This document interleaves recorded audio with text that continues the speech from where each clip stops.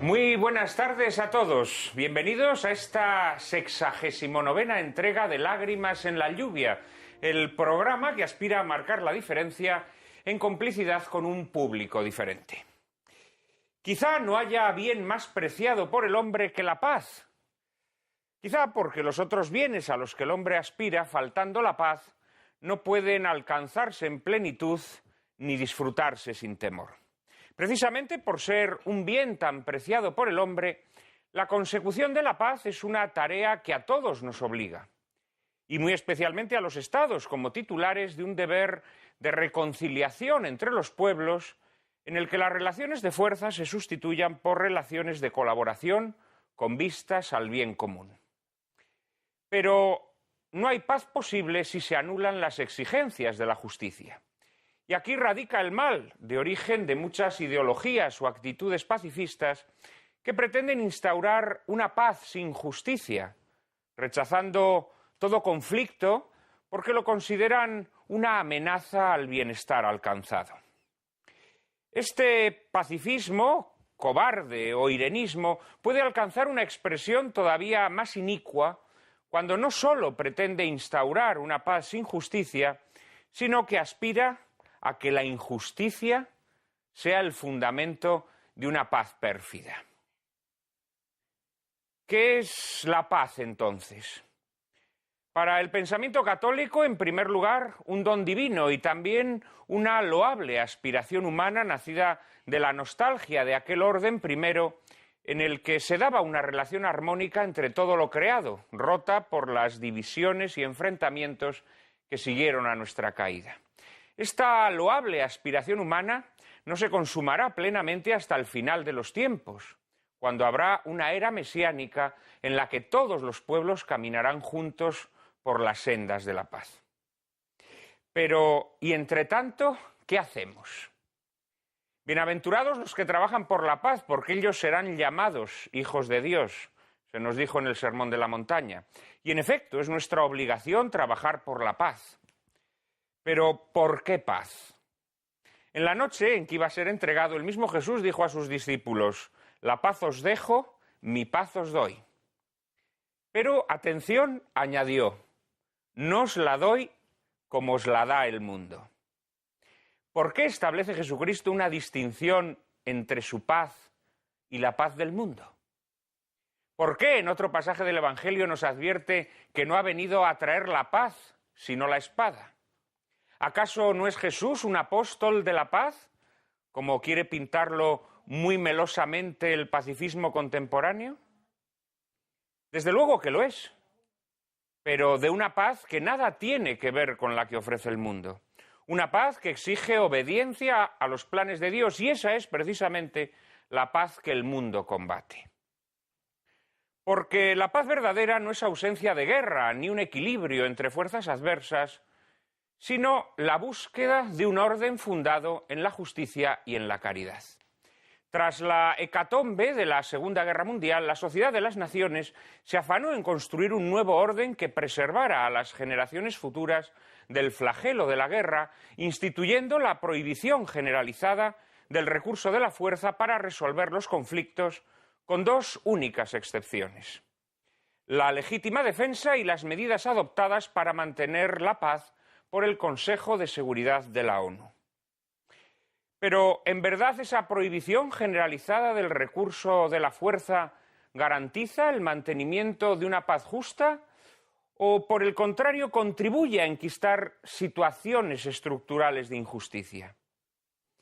Y en el sentido contrario, ¿qué legitimidad moral podemos reconocer a los miembros de ese Consejo de Seguridad de la ONU que, antes que el bien común, buscan fortalecer sus posiciones geopolíticas y económicas sostenidas sobre principios inicuos?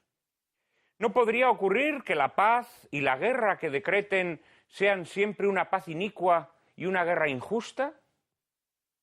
Se nos dice que en sus decisiones los mueve la promoción y el desarrollo de los pueblos. ¿Pero de qué promoción y desarrollo estamos hablando? ¿Tal vez del desarrollo del régimen esclavista chino? ¿O más bien de la promoción de la democracia abortista occidental? ¿De veras esta es la paz por la que debemos trabajar? la paz por la que seremos llamados hijos de Dios.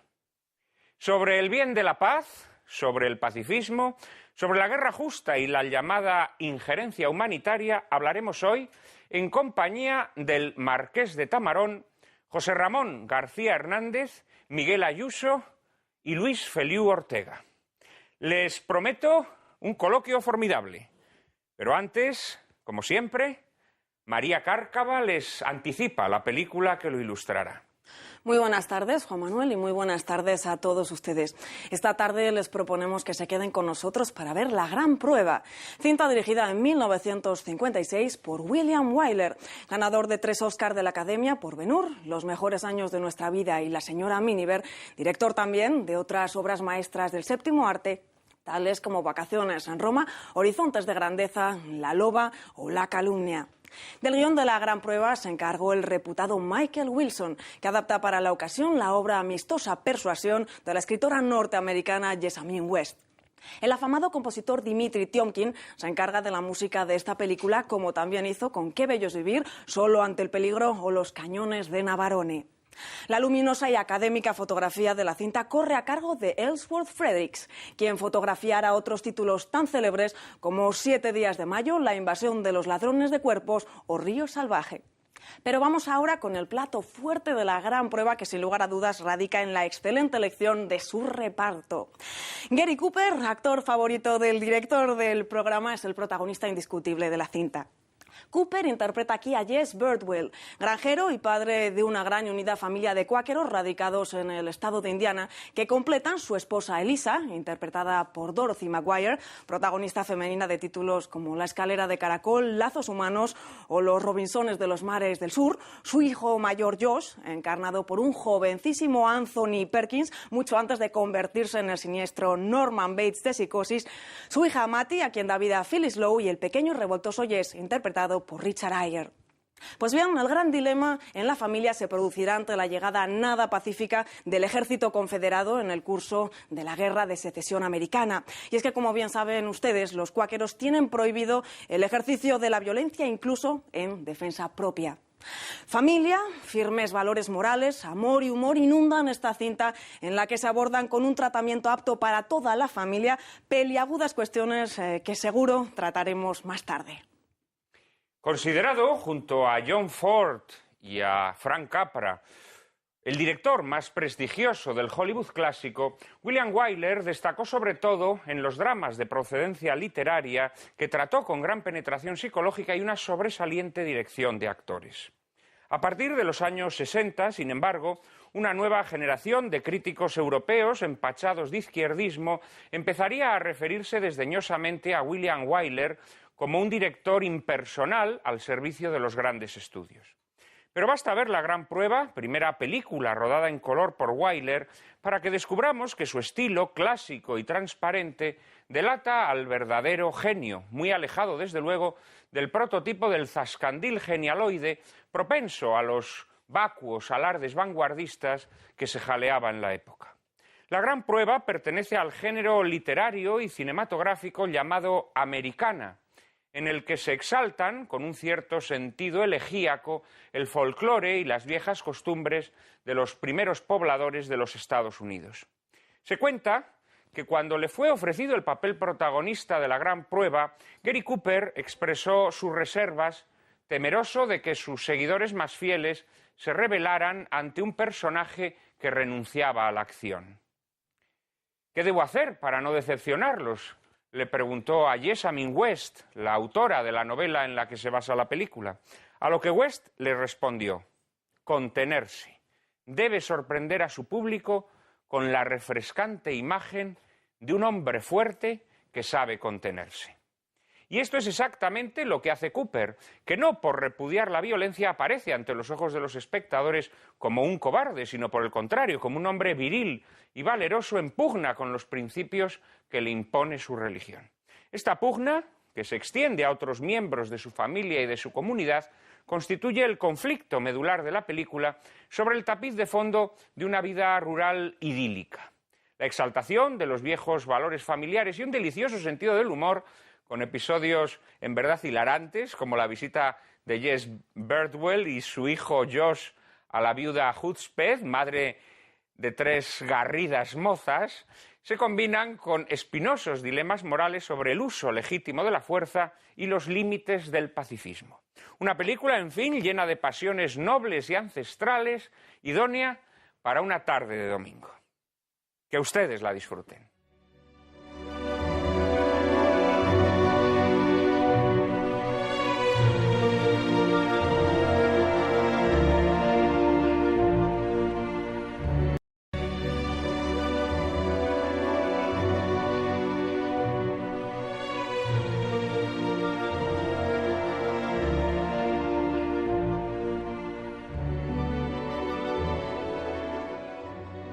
Muy buenas tardes, otra vez bienvenidos aquí a Lágrimas en la Lluvia. Veíamos en la gran prueba cómo los diversos miembros de la familia Birdwell resolvían el dilema moral que provocaba el choque entre sus principios religiosos y la realidad cruenta de la guerra. Quienes hacemos Lágrimas en la Lluvia también nos tropezamos en la elección de los temas y de su tratamiento con arduos dilemas para cuya resolución demandamos la colaboración de nuestro público. Por eso hemos dispuesto una dirección de correo electrónico a la que pueden hacernos llegar sus propuestas y sugerencias. Hemos recibido muchos correos esta semana, Cárcava. Pues muchísimos correos como cada semana, Prada, y la verdad es que cada día más y de más lugares del mundo. Desde la capital del Perú, Lima, nos escribe Franco Farfán, gran admirador de un invitado habitual del programa como es el padre José Antonio Sayés. Bien, afirma don Franco que el padre Sayés ha transformado totalmente su vida y que siguiendo sus andanzas, pues descubrió también así nuestro programa del que se ha vuelto, por cierto, un fiel seguidor.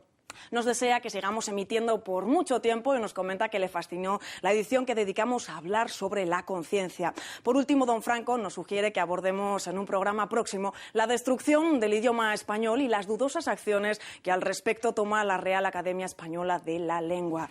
De vuelta ya a España, no abandonamos las destrucciones, ya que don Luis García, desde Zaragoza, recomienda que a la luz de la película 1984 tratemos de vislumbrar la destrucción de la humanidad y, cómo no, la manipulación de masas. Cambiando de tercio, Pilar Royo, desde Sabadell, nos pide un programa sobre la belleza, porque asegura doña Pilar que afecta en su totalidad al ser humano. Carmen Fernández, desde Sevilla, propone tratar 2 temas: la historicidad de Jesucristo y la búsqueda de la partícula de Dios. Nicolás Junquero muestra interés por una sesión dedicada a la revalorización del tesón, el esfuerzo, el trabajo, la constancia y el empeño para conseguir así las metas que nos trazamos en la vida. Gabriel de Domingo sugiere que diseccionemos el panorama teológico del siglo XXI y 2 son los amigos que nos piden un programa dedicado a las sectas, Rafael Fosti y Tomás Gual. Rodrigo López, por otro lado, desea que indaguemos en la historia y labor de los servicios secretos, mientras que Rocío León desea que lo hagamos sobre el perdón y la misericordia divina. Vamos terminando ya con 3 peticiones. Ricardo Álvarez, desde Galicia, nos reclama un programa dedicado a la cultura de la muerte. Emma Collado nos sugiere que abordemos las espinosas relaciones entre el creador y sus mecenas o entre el artista subvencionado y el poder que lo subvenciona. Martina Elorriaga nos recuerda que aún no hemos dedicado a la Revolución Francesa el programa prometido y añade que a modo de complemento no estaría nada mal dedicar otro a la guerra de la independencia contra los invasores franceses. Ya saben que pueden y deben enviarnos sus opiniones y sugerencias a la siguiente dirección de correo electrónico: lágrimas@intereconomía.tv. Repetimos, lágrimas@intereconomía.tv. Y allí estaremos, María Cárcava y yo mismo, siempre dispuestos a atender todas sus peticiones.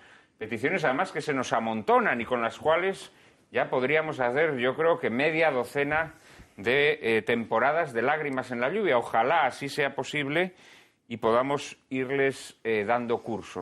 Para hablar sobre la paz, sobre la guerra justa, sobre el pacifismo, contamos hoy con un cuarteto de excepción formado por personas a quienes ustedes bien conocen. Está con nosotros Santiago de Mora Figueroa, marqués de Tamarón. Es escritor y diplomático, licenciado en Derecho, ha estado destinado en las embajadas españolas en Mauritania, Francia, Dinamarca y Canadá. Ha sido director adjunto de la Escuela Diplomática, embajador de España ante el Reino Unido y director del Instituto Cervantes. Entre su obra ensayística podemos destacar El Guirigay Nacional y El siglo XX y otras calamidades. Es también autor de la novela El rompimiento de Gloria y de los volúmenes de cuentos Pólvora con aguardiente y Trampantojos. Tamarón, muy buenas tardes, muchísimas gracias por volver al plató de Lágrimas en la lluvia. Gracias a ti por traerme. Es un inmenso placer tenerte entre nosotros, como es un inmenso placer también tener a don Luis Feliu Ortega. Es teniente general del Ejército y diplomado de Estado Mayor de los Ejércitos de España, Reino Unido y Estados Unidos. Ha ocupado diversos destinos, tanto de Estado Mayor como de mando de unidades, y tanto en España como en el extranjero. Ha sido segundo jefe de Estado Mayor del Ejército y jefe de la Fuerza de Maniobra del Ejército. Y en el extranjero ha sido jefe de las fuerzas de la ONU en Bosnia y adjunto militar al consejero de Defensa y Seguridad Lewis Paul Bremer en Irak. Querido Luis, muchísimas gracias por atender nuevamente nuestra petición. Pues muchas gracias también a vosotros. Es ya la tercera vez que vienes por Lágrimas en la lluvia y estoy seguro que no será la última. Como no será la última, desde luego ha venido incluso más de 3, alguna más ha venido, nuestro siguiente invitado. Se trata de Miguel Ayuso. Pertenece al Cuerpo Jurídico Militar. Es catedrático de la Facultad de Derecho de la Universidad Pontificia Comillas y doctor honoris causa de la Universidad de Udine. Presidente de la Unión Internacional de Juristas Católicos, dirige la revista Verbo y coordina el Seminario de Derecho Natural y Filosofía del Derecho de la Real Academia de Jurisprudencia y Legislación. Es autor de obras como La Constitución Cristiana de los Estados, La Política, Oficio del Alma o El Estado en su laberinto. Querido Miguel, muchísimas gracias. Muchas gracias a vosotros. Y cierra nuestro cuarteto de invitados José Ramón García Hernández. Es diplomático de carrera, licenciado en Ciencias Económicas y Empresariales por la Universidad de Comillas y en Ciencias Políticas y Sociología por la UNED. Ha ocupado la segunda jefatura en las embajadas españolas de Bulgaria y Bosnia-Herzegovina y ha sido subdirector de la Escuela Diplomática. En la actualidad es secretario ejecutivo de Relaciones Internacionales del Partido Popular. José Ramón, muchísimas gracias por volver a Lágrimas en la lluvia. Ya que has sido el último en ser presentado, voy a empezar por ti. ¿Qué te ha parecido la gran prueba? ¿Algún aspecto que te gustaría destacar ante nuestros espectadores? Película magnífica y de insondable inteligencia, William Wyler. Todos los aspectos que un hombre en una tesitura de frontera debe afrontar están tocados en la película, con mucho sentido del humor y con mucha inteligencia. De todas maneras, a mí el personaje que más me divierte es ese dueto entre Samantha, el ganso y el pequeño, que es el único que es cuerdo en esta historia. Todos los demás tienen ese ápice de locura que hace falta para interpretar, tanto desde un punto de vista ideal, real o pragmático, este debate tan interesante que nos has propuesto de la guerra justa y de la paz. General, ¿qué le ha parecido la gran prueba? Bueno, yo creo que la había visto hace bastantes años, pero no recordaba todos sus aspectos. Estoy de acuerdo con Juanra en que el papel de la mascota de Samantha es muy expresivo y es muy ingenioso cómo utilizando precisamente a este ganso pues nos presentan una serie de conflictos que surgen en las personas. Por ejemplo, es muy interesante cómo la madre le dice al niño que tratando bien a las personas y a los animales se evita la agresividad de los animales, y porque de alguna forma está intentando decirnos que la agresividad del ganso se produce porque el niño la odia y la trata mal. Bueno, luego veremos cómo eso va surgiendo. Y por otra parte también es protagonista este ganso en el gran conflicto final que surge en la más integrista de todas, que es la madre, que como ella... La más integrista pacifista, habría que decir, ¿no? Integrista dentro del pacifismo, efectivamente, sí. Gracias por la aclaración. Pero efectivamente como ese conflicto se viene en ella de, bueno, hasta dónde puede llegar la no violencia cuando están queriendo quitarme lo más querido en ese momento para mí, que es la mascota, y cómo ahí sale en defensa de la mascota. Y también el niño dice, la niña dice, no se lo diremos a papá, no se lo diremos a nadie. Muy bien. La verdad es que la película está muy bien. Ese ganso, por cierto, lo plagia Steven Spielberg en su última película, de cuyo título no puedo acordarme. Caballo de batalla, me lo chiva María Cárcava, que es una película que es muy recomendable, pero en donde Steven Spielberg, francamente, se dedica a saquear pasajes del cine clásico, y entre los que saquea es la presencia de un ganso.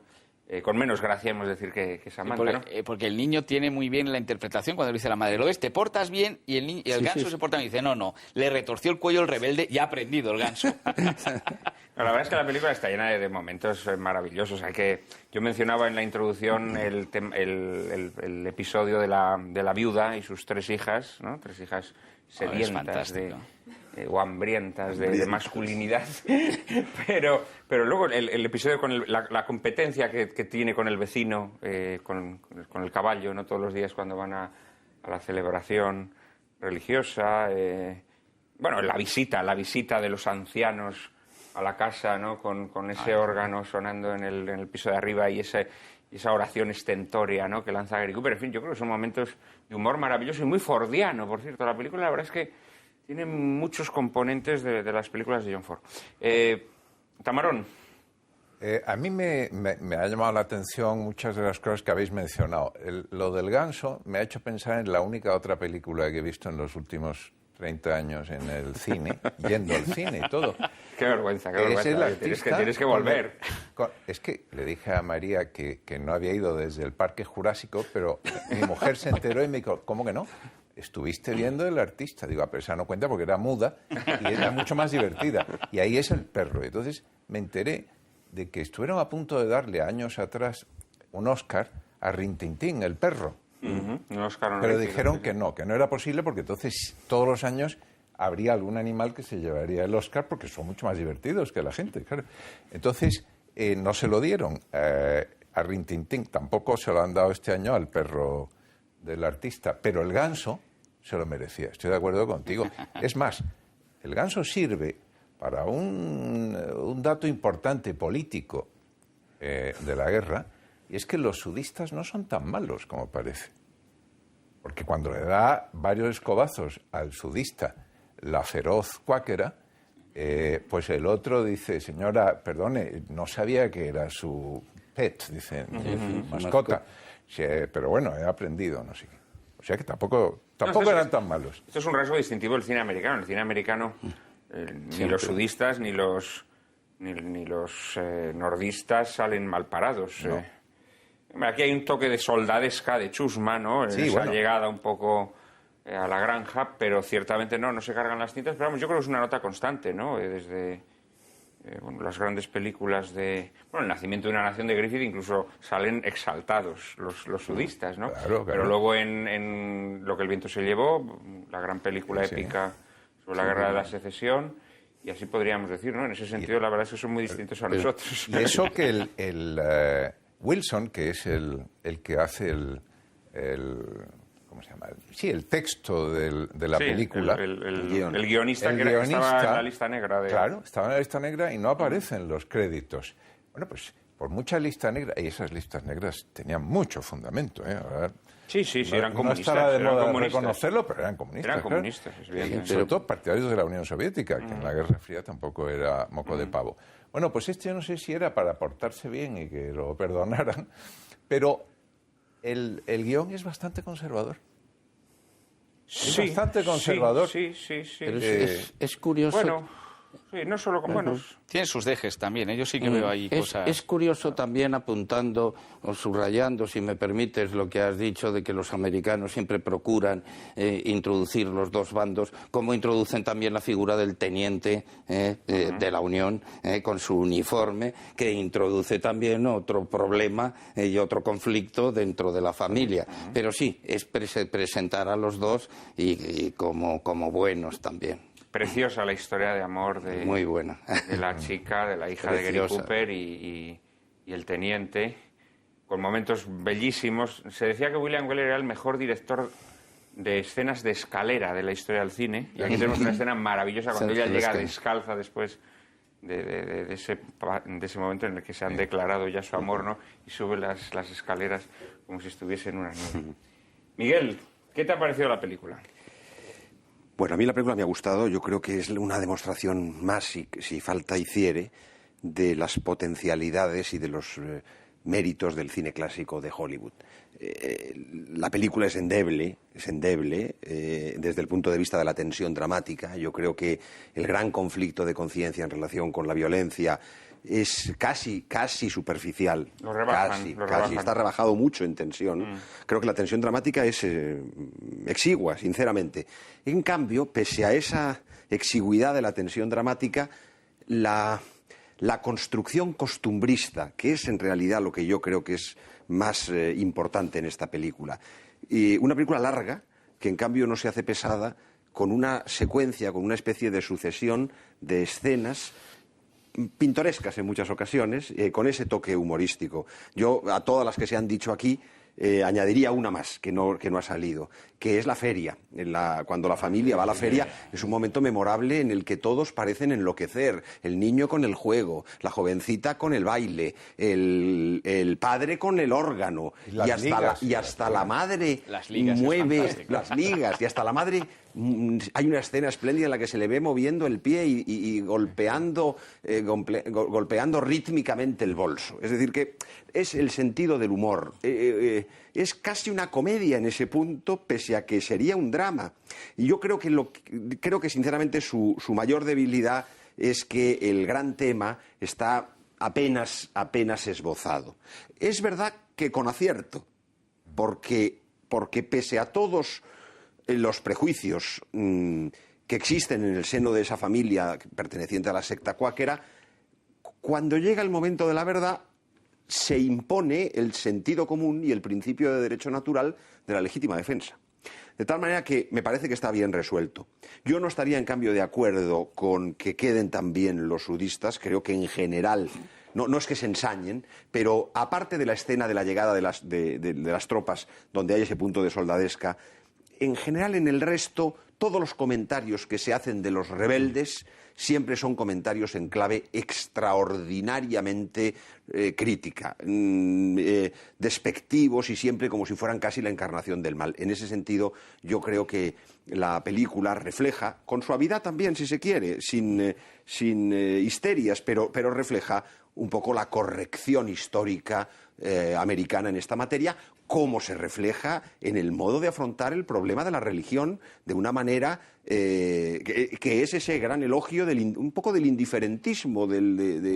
Allí coexisten todos, unos y otros, y da igual todo, las distintas confesiones que allí existen. También me parece significativo desde ese punto de vista, o por lo menos a mí me ha llamado la atención. Sí, ciertamente está el personaje del negro, del criado negro de Gary Cooper, ¿no? Aprovechan un poco para soltar que es un esclavo fugitivo que sería inmediatamente... separado de su hijo. Claro. Así si hay un rasgo un poquito ternurista, un poco chungo, ¿no? Pero bueno, ciertamente, no nos engañemos, si esta película fuera una película española sobre la guerra civil, que el bando nacional saldría, en fin, bueno, sería una cosa terrorífica, ¿no? No, la película, la verdad, hemos mencionado aquí muchas escenas memorables, que la película abunda en ellas. Yo si me tuviera que quedar con una, me quedaría con la del pajar o granero. Es una maravilla, ¿no? Porque siempre asociamos los graneros y los pajares a escenas guarras, ¿no? Sí. Aquí es una escena delicadísima y maravillosa, sí, pero es infinitamente más candente que todas las escenas guarras asociadas a graneros y pajares de la historia del cine. Es una escena maravillosa, soberbia, ¿no? En fin, como ven, es una película deliciosa es la palabra, que a todos de alguna manera, a unos más, a otros menos, a Miguel Ayuso menos, nos ha gustado. En apenas un minuto, después de una pausa, estaremos con todos ustedes ya metidos en harina hablando de pacifismo.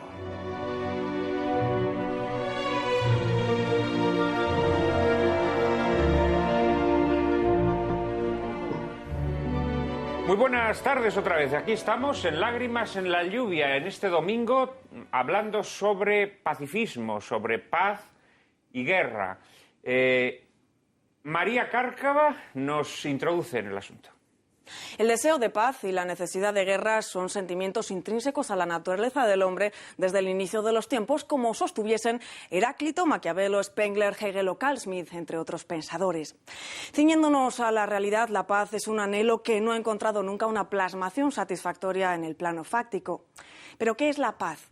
Como recordaba el Concilio Vaticano II, la paz no es la mera ausencia de guerra, ni se reduce al solo equilibrio de las fuerzas adversarias, ni surge de una hegemonía despótica, sino que con toda propiedad se llama obra de justicia.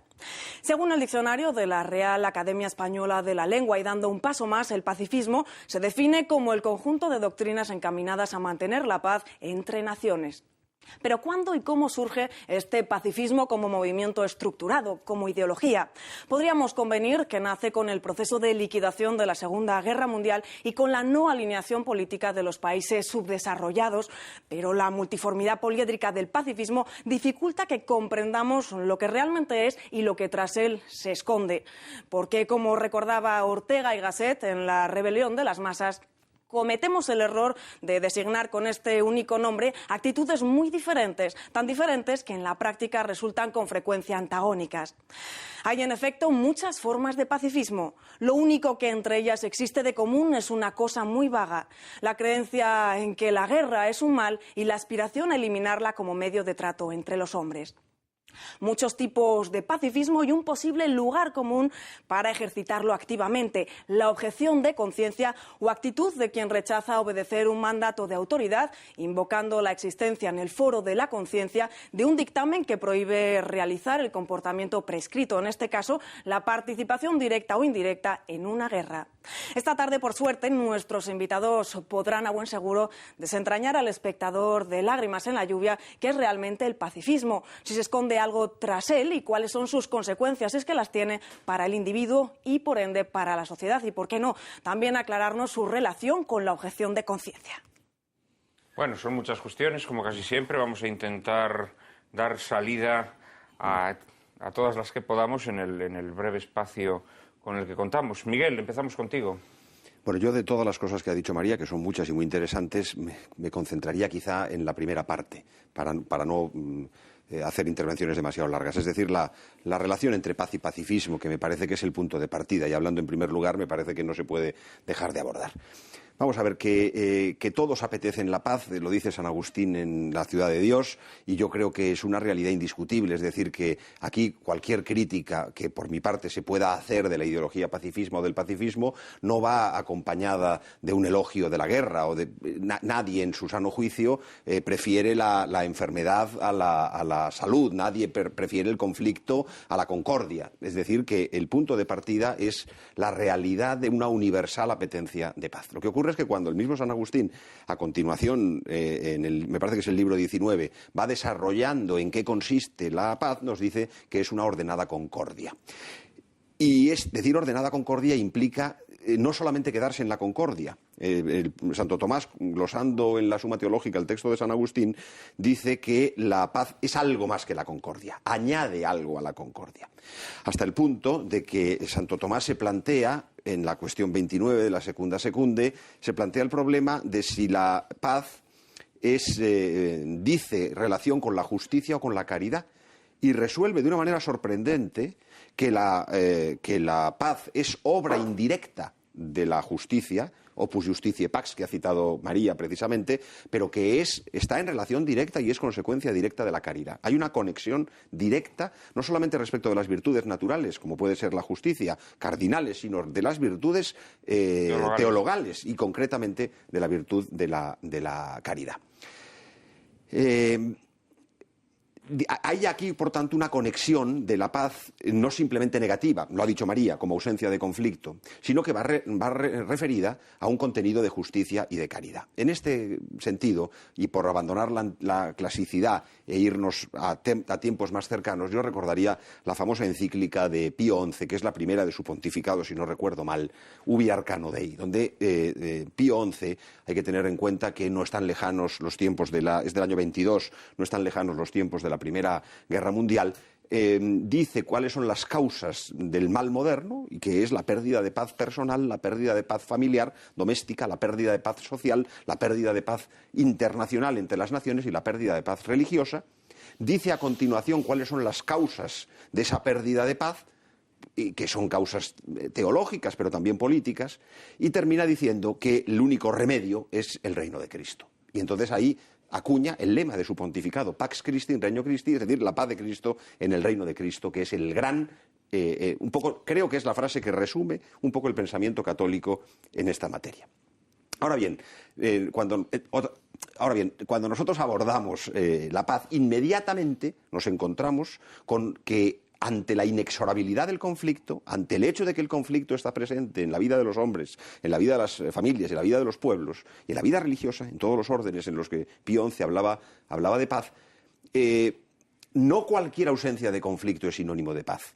Entonces, hay textos clásicos hermosísimos también que, no siendo belicistas, demuestran que esa apetencia universal de paz se encuentra limitada en muchas ocasiones porque hay paces que no merecen tal nombre.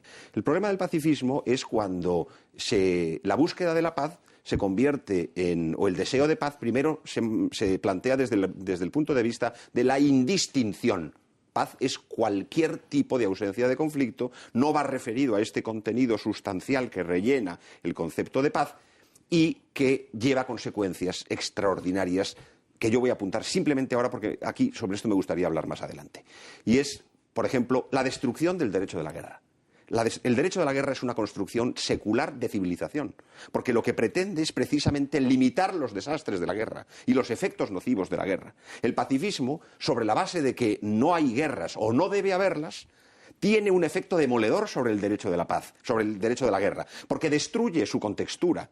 Y al final lo que potencia, lo que facilita, lo que lanza es el derecho a la guerra mal hecha, a la guerra total. La guerra total está en conexión con el pacifismo, porque al renunciar a la labor de civilización secular del derecho de la guerra, nos encontramos de frente a la guerra total, o a la negación de la existencia de guerras. Desde muchos puntos de vista, lanzo, por ejemplo, provocatoriamente el tema del terrorismo, que no deja de ser un concepto bélico, en realidad una suerte de guerra unilateral, pero como el pacifismo no puede hablar de guerras, entonces hay que criminalizar fenómenos que son de naturaleza bélica y que al ser trasladados al ámbito del derecho cambian de contextura, o el ámbito del derecho penal. En realidad, cuando se ataca el derecho de la guerra, cuando se ataca la guerra, cuando se cae en el pacifismo, en realidad al mismo tiempo la posibilidad de imponer penas aflictivas cae con ello. Entonces ahí está toda la problemática, no de la pena de muerte solo, sino de las penas aflictivas, ¿no? Yo creo que aquí hay una primera aproximación del concepto de paz, de cómo el concepto de paz en él hay ciertas equivocidades que el pacifismo extrae, y cómo estas equivocidades las lanza a la destrucción. Camarón, a ver, una primera aproximación al pacifismo, que yo creo que tú eres un gran pacifista. Sí, figúrate. Bueno, tengo que decir que en un consejo de guerra en el que me tocó participar como teniente de complemento de infantería de marina, defendí no a un cuáquero, sino a un testigo de Jehová que me impresionó muchísimo por su sinceridad, por su valor, y que impresionó mucho al almirante que presidía el Consejo de Guerra. Esto era en el año 67. Ha llovido mucho desde entonces. Pero este chico, cuando le dijimos la preocupación del almirante y de todos los demás era que si iba a un penal donde tenía que ir, pues le iban a ocurrir cosas horrorosas, ¿no? Chiquito joven. Y entonces yo le dije, pero usted, ¿por qué no se pone el uniforme y luego trabaja en la enfermería? Dijo, es que yo no me puedo poner el uniforme, mi teniente, porque era muy respetuoso. Es que yo milito en las milicias celestiales. Me impresionó mucho. Y sería deserción si yo lo hiciera. No, y no lo digo en broma. Y desde luego no soy pacifista. Pero quiero decir que en algunos objetores de conciencia hay auténtico heroísmo. Y los cuáqueros también en las dos guerras mundiales. Muchos de ellos sirvieron en unidades médicas o lo que fuera. Pero, en fin, dicho eso, desde luego estoy de acuerdo contigo en que, de manera irónica, como casi toda la ironía histórica es amarga, lo que ha ocurrido con el pacifismo es que ha envenenado más aún las guerras. Y eso se ha visto incluso en aspectos tangenciales, como por ejemplo la legitimación de la resistencia en la Europa ocupada en la Segunda Guerra Mundial, que la hizo Churchill de manera muy clara, él que era oficial de caballería del 7º Regimiento de Húsares de Su Majestad, y cuyo bautismo de fuego fue en el ejército español, en Cuba, por cierto, y que había estado en 7 guerras. Y por eso le tapó la boca a Eisenhower una vez y le dijo: perdone, general, usted antes de venir aquí no había oído jamás un disparo hecho con cólera. Y yo ya he estado, esta es mi 7ª guerra. Pero bueno, Churchill cometió el error de lanzar la legitimación de la guerra de guerrillas, en realidad, en la Europa ocupada. Tenéis que incendiar Europa. Claro, después fue muy difícil, por no decir imposible, retirar esa legitimación a todo lo que vino después, incluido terrorismos que todos conocemos, entre otros sitios, en Irlanda o en España. Mi general. Pues sí, yo estoy de acuerdo con todo lo que se ha dicho. Yo quisiera introducir, para no repetir, pues un poco una cuña en lo que ha dicho el marqués de Tamarón sobre este testigo de Jehová. Ahí hay un conflicto de difícil solución en el que las sociedades, con el que se encuentran las sociedades, sobre todo las sociedades democráticas llamadas occidentales, y es el problema de la conciencia. Claro, nadie, como norma suprema... Hemos dedicado un programa a la conciencia aquí, entero, ¿eh? Bueno, pero bien, solamente para introducirlo. Nadie puede ir en contra de la propia conciencia, esa es la ley suprema de la moral. Bien, pero claro, la propia Iglesia Católica nos dice que es obligación también de cada persona de formarse una conciencia recta, no una conciencia errónea. Con lo cual, este principio queda un poco dificultado, por lo menos, de interpretación. La segunda cuestión es, entonces, ningún gobierno ni ninguna autoridad podría, en pura teoría, imponer a nadie que actuara en contra de su propia conciencia. Otro problema con el que nos encontramos, que nos has dicho, y que, claro, pero ¿cómo sabe esa autoridad cuál es la conciencia de ese individuo? ¿Cómo podemos legislar diciendo que todos estos individuos actúan de acuerdo con su propia conciencia, con los dictados de su propia conciencia, y que esa conciencia es o recta para ellos o por lo menos invenciblemente errónea, como decía también Santo Tomás? Ese es el gran dilema y el gran problema. De esto se aprovechan determinados políticos, determinadas organizaciones, etcétera, etcétera. Por ejemplo, claro, ya en la Primera Guerra Mundial, en Rusia, las organizaciones pacifistas pues fueron captadas, y las nihilistas y demás, captados por los soviets para que no lucharan en contra de los alemanes, pero sin embargo luego hicieron caso omiso de esto y sin embargo sí apoyaron la guerra revolucionaria suya, con lo cual volvemos a caer en el mismo problema. Empieza a salir esto con el auge del socialismo y de la internacional socialista, y como consecuencia sobre todo de la guerra franco-prusiana, porque dicen que las guerras son guerras entre burgueses, que son para intereses burgueses y que por lo tanto hay que ser pacifista. En general, incluso antes. Bien, bueno, sí. Con Kant, sí, la paz perpetua y el humanitarismo. Ese sería el... Bien. Pero incluso antes, pero vamos, el primer auge gordo es con la creación, yo me refería sobre todo a que es el socialismo, la internacional socialista, la que se aprovecha de esa ideología llamada pacifista para sus propios fines. Bien, no puede impedir la Primera Guerra Mundial, no puede impedir ni siquiera la Segunda Guerra Mundial. Pero es que en la Segunda Guerra Mundial, ya se ha comentado aquí, vuelve a aparecer esto. Hoy en día es peligroso hablar de la palabra guerra como tal, porque entonces estamos utilizando un concepto westfaliano de la guerra, es decir, de guerra entre estados o entre facciones de un propio estado. Yo creo que habría que hablar no solo de la guerra, sino de la violencia justa. Y este es el problema, porque hoy en día no se les puede llamar a muchas de las violencias que están ocurriendo guerras, pero sí conflictos armados, que sí están recogidos en el derecho internacional público, pero no como guerra, sino como conflicto armado. Las guerras en los últimos tiempos ya están siendo guerras prácticamente de mercenarios, o guerras, en el mejor de los casos, de militares profesionales, ¿no? Pero el día que haya que hacer una leva entre la... Pero esa es una excepción histórica también, que eso es una excepción histórica. Lo que es una guerra, la guerra de nación. O sea, lo que siempre ha existido ha sido una guerra de profesionales. Y vuelve. A lo largo de la historia ha habido muchas guerras populares. A partir de Valmy, a partir de Napoleón. Napoleón es quien a partir de Napoleón, efectivamente. Pero es que una guerra de ese tipo yo no la veo viable ahora mismo. Si hubiera que es que ni militarmente cumple con sus objetivos, ni políticamente cumple con sus objetivos, que eso también tiene una parte de lo que sería una guerra. Las guerras de defensa, por ejemplo, frente a un invasor injusto, somos una guerra como la guerra de independencia, hubiese sido imposible sin la aportación popular. Y hoy en día una guerra de esas características sería imposible, porque la gente es cobarde y no se combate con una leva. No resistiría. Pero no se combatió con una leva. Fue espontáneo, ¿quieres decir? No, ahí lo que hubo es un levantamiento de distintos grupúsculos españoles que no fue ni de mucho menos la mayoría.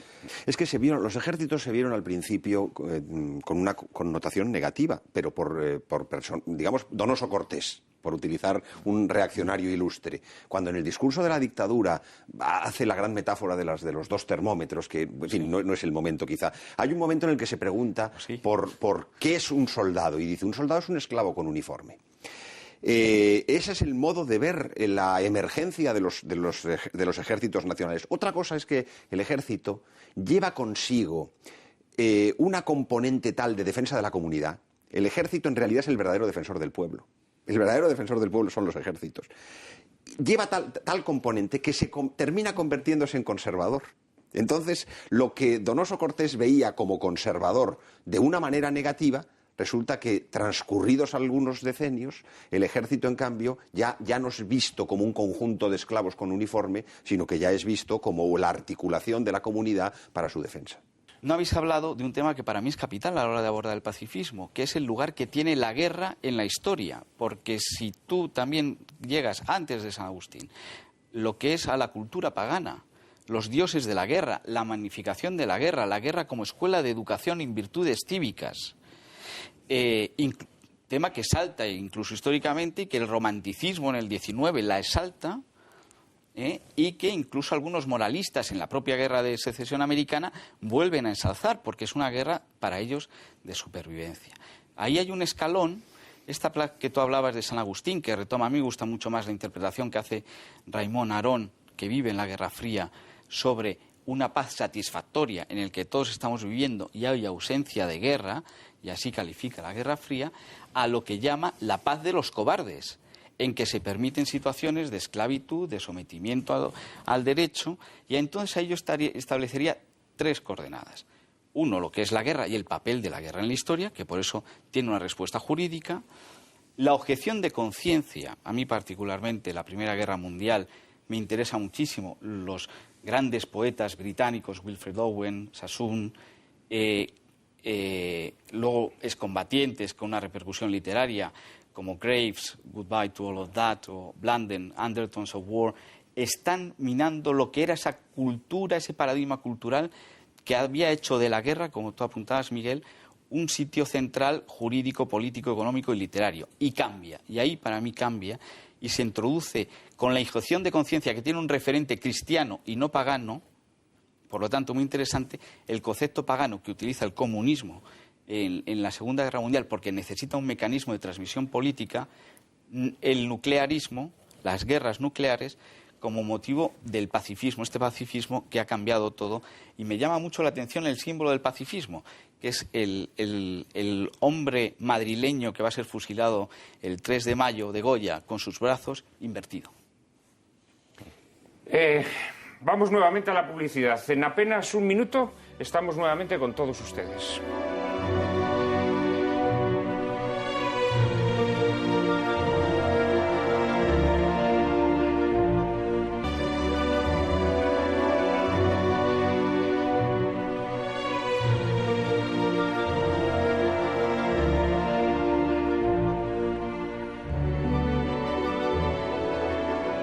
Muy buenas tardes nuevamente. En esta tarde de domingo, en Lágrimas en la lluvia, tratamos de hacer una aproximación, una reflexión a la ideología pacifista y también a los fenómenos de la paz y la guerra tan consustanciales a la vida. Me había pedido la palabra Tamarón. Gracias. Sí, yo quería añadir a lo que dijo muy justamente el general sobre la dificultad de distinguir entre los pacifistas sinceros y auténticos y los carotas o los cobardes, y eso sí había una manera que se empleó en cada nación para aplicarla a ciertos grupos que constaba que eran pacifistas de verdad. Precisamente en Rusia, en la Rusia de los zares, se les permitía no ir a la guerra a los menonitas, la secta menonita, que son pacifistas, pero claro, había que demostrar que se pertenecía a esa confesión religiosa. Igual pasaba con los cuáqueros en Estados Unidos y en Inglaterra. Eso, incluso en España, al principio, cuando se admitieron circunstancias eximentes del deber del servicio militar, había que demostrar que no era una ocurrencia del último minuto. Lo que ocurre es que pronto se vio desbordado el sistema por la simple inercia de una sociedad que no cree en ella y que no quiere defenderse. Creo que las cosas hay que afrontar la realidad. Nuestras sociedades, iba a decir occidentales, pero también las orientales, tienden a no creer en ellas y, por tanto, no quieren defenderse. ¿Pero tú crees que no quieren defenderse o crees que se les ha educado de tal manera que de alguna manera se les ha instilado, claro, digamos, una especie de... Claro, eso es que es antes del huevo la gallina. Quiero decir, es un círculo vicioso, no virtuoso. Claro, pero las sociedades, en el fondo, se educan a ellas mismas. Las sociedades se caen por dentro, se desmoronan por dentro, no por los golpes que vienen de fuera. Luego... Sí, lo que decía José Ramón también, el caso de los escritores ingleses de la Primera Guerra Mundial, sobre todo, allí lo que ocurrió fue que todos fueron a la guerra, todos los que has citado estuvieron en la guerra. Y algunos además no se arrepintieron para nada de haber estado. Es más, quien dirigió el Partido Laborista, que ganó contra Churchill, que era Attlee, había sido comandante en la Primera Guerra Mundial, era un socialista muy ortodoxo, y él decía que nunca fue tan feliz como en la campaña de Galípoli, que fue la más espantosa que hubo en la Primera Guerra Mundial. Una matanza terrorífica contra los turcos. El hecho es que la forma de la guerra cambió. La guerra de las trincheras no era algo soportable para muchísima gente. Y había que ser un pedazo de corcho como era, y un héroe, como era el socialista Attlee, que hizo toda la campaña contra Churchill en la Segunda Guerra Mundial, después como el comandante Attlee, y ganó las elecciones. O sea que la guerra moderna es especialmente abominable, creo yo, y eso cambia las reglas del juego y las reacciones humanas también. Y luego las sociedades modernas no quieren defenderse a partir de ahí. General Feliu. Pero es que, claro, dice el marqués de Tamarón, nuestro querido amigo, que las sociedades no quieren defenderse. quieren que las defiendan, que es Sí, distinto. sí, bueno, Es que claro, esto es muy curioso, porque claro, hay una...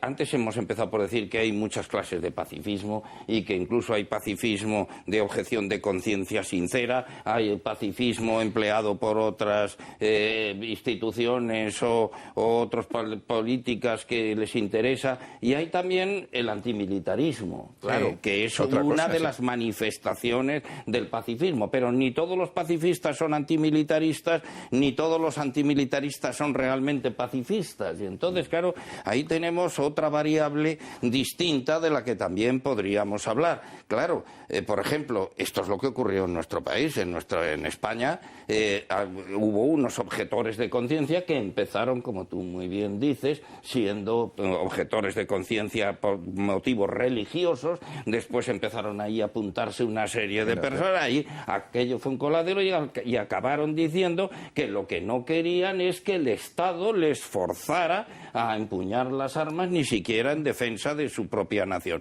Pero cuando les preguntabas, ¿y entonces qué hay que hacer? Así que nos defiendan. ¿Quiénes? Otros. Es decir, que claro, entonces eso es una especie de pacifismo, en este caso de antimilitarismo, un tanto equívoco y sobre todo egoísta y antisolidario. Y peor, porque Este no es el solo no problema. querían empuñar las armas ni ponerse el uniforme, es que la prestación social alternativa, sustitutoria, no la querían. No, claro que no. Y consistía en algo perfectamente alejado de cualquier riesgo físico. No lo querían porque además había un elemento de vagancia. Sí, pero Y mira, de hipocresía. Mira, vamos a Pero no, engañar. es evidente, pero vamos, yo es que viví esa época. Yo viví esa época, fueron los años en los que la objeción de conciencia estaba a la orden del día. La objeción de conciencia era un subterfugio evidente. Se convirtió en un subterfugio para gente comodona, digamos, que no quería interrumpir sus estudios o que no quería, hacer ese servicio militar, nada más. Eso es evidente, ¿no? Se convirtió en una parodia. Lo que pasa es que yo creo que ahora que el servicio militar ha desaparecido, yo creo que ahora mismo, de alguna manera, o sea, la objeción de conciencia ya se ha convertido como en una especie de caldo de cultivo social, ¿no? En donde hoy en día cualquier persona es que no estaría dispuesta en modo alguno a hacer este tipo de servicios a su patria, bueno, ¿no? perdóname que te apunte, no está suprimido, está suspendido. Quiere decirse que existe todavía esa posibilidad ante un caso en que la nación necesite esa leva o esa llamada filas. Pero la segunda parte es que es muy curiosa la actitud de muchas de estas personas que se llaman pacifistas ante determinadas situaciones. Por ejemplo, hay muchos que sí se van a ONGs. Y yo he visto a ONGs de llamados, bueno, pacifistas o llamados objetores de conciencia que han funcionado muy bien, pero que, sin embargo, cuando se veían en un apuro, entonces llamaban a las fuerzas militares a que los sacaran de allí. Ya finalmente, claro, el antimilitarismo muchas veces lo que le fastidia no solo es el rechazo a la guerra o a la violencia, llamémosle así, sino que sobre todo esto se da en los grupos anarquistas, que lo que no quieren es que haya un poder del Estado en este sentido. Es decir, que lo que van en contra es del poder del Estado. No quieren que haya ese monopolio de la violencia en el Estado. Cuando el movimiento pacifista, digamos, adquiere, en conflictos en los que el movimiento pacifista adquiere un gran grosor o densidad, pensemos por ejemplo en la guerra del Vietnam, más allá de que las causas por las que Estados Unidos se mete en esa guerra fueran justas, injustas, no vamos a entrar en eso, pero lo que es evidente es que el movimiento pacifista está impulsado como un intento de deteriorar las estructuras políticas, es decir, yo creo que eso cuando se analiza se ve claramente, ¿no?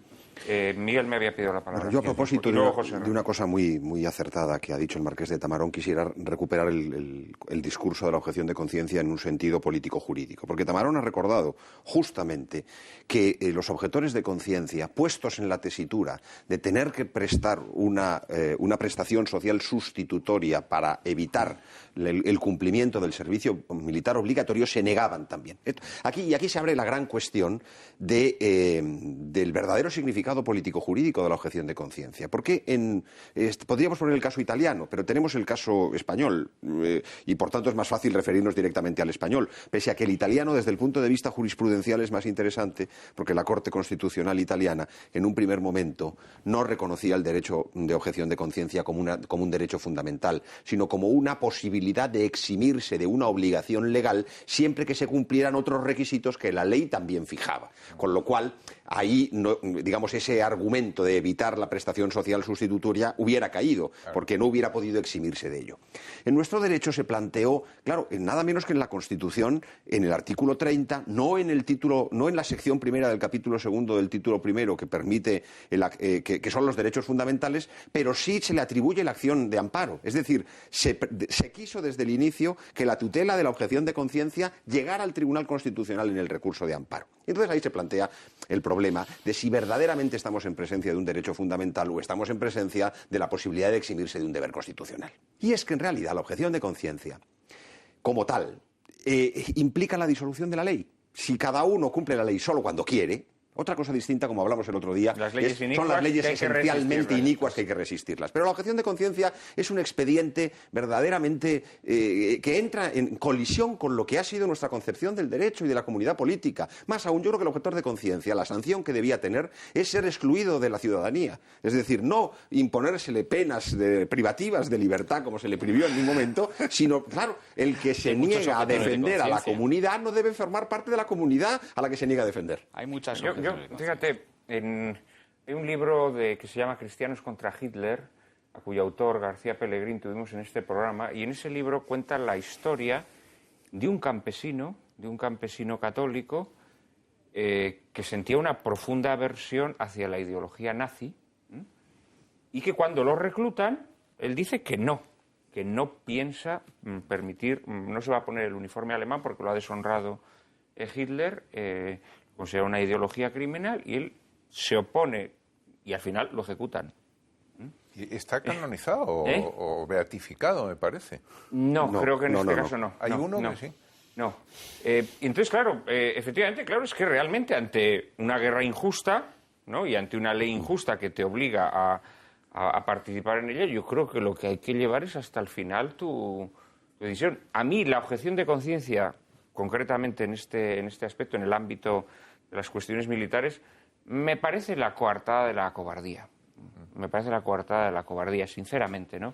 Porque luego, además, si hiciéramos un elenco de las personas que pidieron objeción de conciencia y viésemos cuáles eran sus convicciones religiosas y demás, o menos llevaríamos grandes sorpresas, ¿no? Claro. José Ramón, yo quería, contigo cerramos este primer... Siempre cito la oración fúnebre de Pericles, porque habla de una cosa que a los juristas les gusta mucho, a los politólogos nos gusta un poco más, que es el concepto de traditio, de tradición, de hacer un pacto eterno con tu sociedad, con los que fueron y con los que vienen. Y la obligación sagrada de entregar a los que vienen lo mismo que tú heredaste. Y eso se ha quebrado generacionalmente. Ya no es el problema de la deuda, es el problema de transmisión de valores, el mismo problema de la familia, donde algunos también objeta, por eso existen varios objetores. Hay un caso de éxito que no hemos analizado, que es de un éxito relativo, pero con gran dosis de propaganda, que es el movimiento de la no violencia y el éxito de Gandhi en la independencia de la India. Cuando uno lee las memorias de Lord Mountbatten, pues se da cuenta que él minimiza el papel de Gandhi porque considera que aquello era una estrategia de salida y una gran coartada política para propugnar la salida política de los británicos del imperio. Pero sí que es cierto que todo ese movimiento da alas como una validación política en frente del militarismo, después de una Segunda Guerra Mundial y como una antesala a las guerras de Corea y a las guerras de Vietnam. Sí, lo que pasa es que Gandhi, por ejemplo, se la juega. Claro, Gandhi con esa actitud que adopta, se la está jugando. Y se la jugó, y su mujer. El pacifismo hoy no se la juega, porque el pacifismo hoy se ha convertido en ideología, digámoslo así, bendecida, ¿no?, e institucionalmente protegida. Los objetores testigos de Jehová en la legislación antigua que evocaba el Marqués de Tamarón se la jugaban parcialmente porque las penas privativas de libertad eran fuertes y además, como ese tiempo de privación de libertad no valía para el servicio, no habían hecho el servicio Claro, militar. y Cuando salían de la prisión, claro. volvían a ser llamados a filas, volvían a decir, hasta que hubo que modificar la legislación en esa materia, porque eso era permanente, era la prisión perpetua, en realidad. Pero si es que eso era lo que... Me acuerdo de la cara de angustia del almirante, que no era ningún niño de flor, de estos como llaman los flower children, ni ningún pacifista, pero que era un hombre de honor, y decía, pero a este chico parecía que tenía 15 años, no los tenía. Una novia que se llamaba Presentita, que estaba allí, era una cosa que rompía el corazón, ¿verdad? Yo bueno, me acuerdo de eso, y decía el almirante, pero ¿cómo lo vamos a mandar eternamente a una cárcel donde lo que le va a pasar es que no es ni para mencionarlo? Tras esta primera aproximación al pacifismo y a la paz, vamos a pasar a hablar de guerras, ¿no? Yo creo que todos, más o menos, ha quedado muy claro que, naturalmente, a ninguno nos gusta la guerra, pero la guerra es una realidad humana que está ahí, presente en nuestras vidas y a lo largo de la historia. Han sido muchos los intentos de reglamentar la guerra justa y muchos los intentos también de justificar acciones armadas bajo coartadas o por causas humanitarias. María Cárcava nos introduce en el asunto. Viendo que las contiendas bélicas serán algo inevitable y para reducir al máximo sus consecuencias, los hombres trataron de reglamentarlas. Así surgió la teoría de la guerra justa o justum bellum, que Santo Tomás terminaría formulando prácticamente tal como hoy la conocemos, aunque sobre ella hayan teorizado con posterioridad, entre otros, Francisco de Vitoria, Domingo de Soto, Luis de Molina, Francisco Suárez, Hugo Grocio, Kant, Tillich, Ramsay o Carl Schmitt. Dos de los pilares que fundamentan el derecho internacional público son los principios de no intervención y de prohibición del uso de la fuerza. Pero interpretando la teoría de la guerra justa, los países pertenecientes a la ONU, por ejemplo, pueden recurrir a la violencia en aras de defender algún interés general, como lo son las abanderadas defensas de los llamados derechos humanos o de la democracia. Fue el Papa Pío XII quien consideró justas solo las guerras defensivas y en ningún caso las guerras ofensivas o de agresión intrínsecamente inmorales. Pero ¿cómo determinar cuándo una guerra es justa o injusta? Los elementos tradicionales enumerados en la doctrina de la guerra justa son los siguientes: que el daño causado por el agresor a la nación o a la comunidad de las naciones sea duradero, grave y cierto, que todos los demás medios para poner fin a la agresión hayan resultado impracticables o ineficaces, que se reúnan las condiciones serias de éxito y, por último, que el empleo de las armas no entrañe males y desórdenes más graves que el mal que se pretende eliminar. El poder de los medios modernos de destrucción obliga a una prudencia extrema en la apreciación de esta condición que pertenece al juicio prudente de quienes están al cargo del bien común. Aquí nace el controvertido debate sobre la intervención y la injerencia humanitaria, es decir, la intervención de uno o más estados u organismos internacionales en otro estado soberano con el fin de proteger a su población civil de la violación de sus derechos humanos o ante situaciones derivadas de situaciones de excepción. La injerencia humanitaria hunde, pues, su justificación en que la defensa de los derechos humanos está por encima del principio de soberanía y del principio de no intervención en los asuntos internos de los Estados. Esta tarde preguntamos a nuestros invitados: ¿no está ocurriendo en la actualidad que este derecho de injerencia humanitaria se aduce como excusa para legitimar acciones bélicas con propósitos bien distintos, de índole económica o geopolítica? ¿Están legitimados moralmente los organismos internacionales que amparan y fomentan los crímenes más sórdidos, empezando por el aborto, para determinar dónde se están conculcando los llamados derechos humanos? Yo dejaría las últimas preguntas de María. Yo creo que son dos temas que se pueden abordar separadamente o que deberíamos discutir quizás separadamente. Claro, guerra justa y injerencia humanitaria. Están vinculados, pero yo creo que plantean cuestiones diferentes. Porque la injerencia humanitaria tiene unos presupuestos que yo creo que requieren una explicitación mayor. Yo empiezo de todas maneras con el tema de la guerra justa en el orden que ha planteado María. Vamos a ver, yo creo que la guerra justa tiene que ver con la legítima defensa. Ese es el gran tema. Es decir, si nosotros creemos que existe un derecho natural a defenderse, a la defensa propia, a la defensa de los demás, y la defensa de terceros implica la extensión a la defensa de la comunidad. Y viene entregada, viene confiada esa defensa de la comunidad a los ejércitos. Ese es el esquema. Y dentro de ese esquema están los requisitos que ha recordado María, más los que son más clásicos en la doctrina de Santo Tomás, por ejemplo, la cuestión 40 de la Secunda Secunde, ¿no? Cuando, planteando Santo Tomás de Aquino si siempre guerrear es injusto, llega a la conclusión de que no, que existen guerras justas y lo que pasa es que tienen que ser ordenadas por el príncipe. Ahí está el problema de la pérdida de soberanía en nuestros días y de las... por ahí enlazaremos con el segundo tema luego, pero esa es la conexión fundamental. ¿Hasta qué punto hoy nos encontramos en presencia de guerras justas en las que son autoridades internacionales, la autoritas principis, donde ha quedado? El segundo tema es la... No, pero aparte los príncipes se supone que tienes un príncipe justo, ¿no? Cualquier príncipe, pero la segunda, ¿no? La autoridad del príncipe legítimo. Eso es lo que entiende Santo Tomás de Aquino, es la autoridad del gobierno legítimamente constituido. Exactamente, claro, la legitimidad. Yo creo que ese término de legitimidad no se usa en Santo Tomás por un motivo, porque en latín hay una indistinción entre legalis y legitimus, porque es conforme con la ley, pero porque no se puede pensar en el derecho canónico, que es de donde viene todo, que haya leyes que sean contrarias al derecho divino. En cambio, eso luego se diversifica en el derecho humano y nosotros distinguimos lealtad, cuál es la conformidad con la ley privada, legalidad, que es la conformidad con la ley pública, y la legitimidad, que es la conformidad pues con la ley natural y con la ley divina. Entonces, la autoridad me alegro mucho que hayas hecho esa cuña, porque me has permitido recordar esto, que es una idea poco conocida y muy necesaria. La autoridad del príncipe, la justa causa, es decir, no solamente tiene que ser el príncipe legítimo, sino que tiene que actuar con justa causa y que además tiene que actuar con recta intención. La ideología pacifista en realidad rechaza esa existencia de una posibilidad de legítima defensa, y rechazando la posibilidad de legítima defensa, rechaza la posibilidad de la guerra, rechaza la posibilidad de la guerra de la pena de muerte como pena no común, no ordinaria, pero pena que se pueda pensar en algunos casos, concretamente para el derecho de la guerra, para el derecho militar, pensar en la supresión, como se ha hecho en España últimamente, porque la Constitución lo permite solo por las leyes penales militares para tiempo de guerra, pero se ha eliminado del Código Penal Militar hace unos años la posibilidad incluso de la pena de muerte. Es decir, es que ni siquiera en tiempo de guerra existe la pena de muerte en nuestro derecho. Todo eso son reflejos del pacifismo. Yo, una pregunta más que yo creo que la dirijo más bien a nuestro jurídico militar, que todos los demás sabéis también muchísimo, pero lo he soñado yo, al comienzo de la Segunda Guerra de Irak,